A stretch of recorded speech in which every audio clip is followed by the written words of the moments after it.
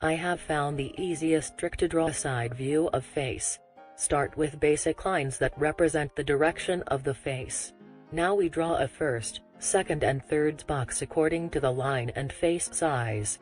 Then draw a line on middle of the first box, and now we've got an area that represents the top part of the skull. Now draw an oval shape in this area and divide it into 2 equal parts with the help of a line.